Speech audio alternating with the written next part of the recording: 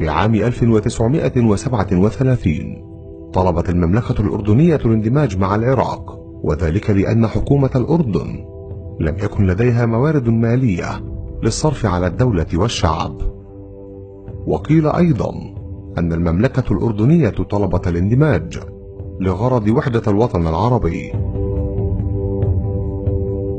وفي عام 1939 طلبت الكويت الانضمام إلى العراق لكي تستفيد من مؤسساته الخدمية ومن المياه الصالحة للشرب ومن نظامي التعليم والصحة. وفي عام 1952 بلغ حجم الديون المترتبة على ذمة بريطانيا إلى 50 مليون دولار، وفي حينها استدعت الخارجية العراقية السفير البريطاني لدى بغداد ووبخته وطالبت الحكومة العراقية نظيرتها البريطانية بسداد الديون فورا. وفي عام 1956 بلغ حجم الصادرات العراقية من القمح إلى بريطانيا وفرنسا وإيطاليا إلى 3 ملايين طن. وفي عام 1959 أغلق الرئيس المصري جمال عبد الناصر قناة السويس أمام السفن العراقية التي تحمل البضائع إلى أوروبا، وذلك في إطار الضغوطات على حكومة عبد الكريم قاسم.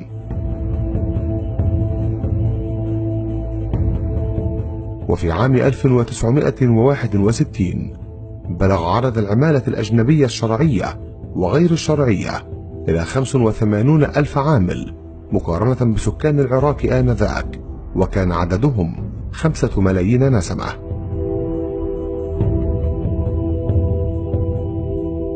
وفي عام 1964 ارتفعت نسبة مساهمة القطاع الخاص في الإنتاج الوطني الصناعي والزراعي إلى 64%.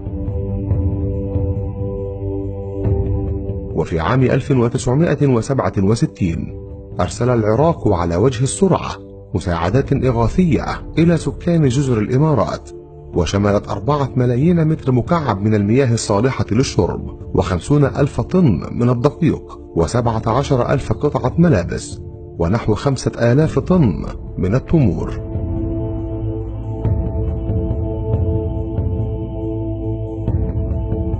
وفي عام 1968 صدر العراق ألبسة ب200 شاحنة نقل سعة كل منها 5 أطنان من إنتاج مصانع بابل إلى مصر، وذلك كمساعدة لها بعد نكسة يوليو.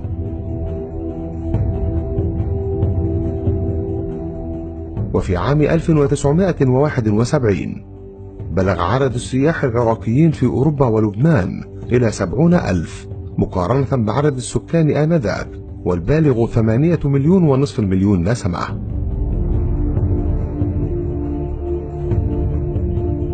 وفي عام 1977 أكدت اليونسكو على أن التعليم في العراق يوازي قرينه في الدول الإسكندنافية، وأن الطالب العراقي هو أكثر الطلبة قبولا في الجامعات العالمية من دول العالم الثالث، ودعت العالم إلى أن يحذو حذو العراق. وفي عام 1978 بلغ مستوى الدخل الفردي في العراق إلى 7000 دولار سنويا، وهو الثالث عالميا بعد الولايات المتحدة وبريطانيا. وحينها قررت الصهيونية العالمية السرية وضع حد للعراق الذي أصبح قوة متنامية في الشرق ويمثل فعليا خطرا عليهم. وحينها وضعت الخطط الفعلية لتدمير العراق، وبدأ تنفيذ الخطة واقعيا عام 1980، وذلك حين أدخلوا العراق في حرب عبثية مع إيران، ومن يومها بدأ العراق بالانهيار حتى وصل إلى ما هو عليه اليوم. اللهم احفظ العراق وسائر البلدان الإسلامية، وأسأل الله أن يعيد أمجادها وقوتها وسلطانها من جديد. شكرا لكم أعزائي المشاهدين.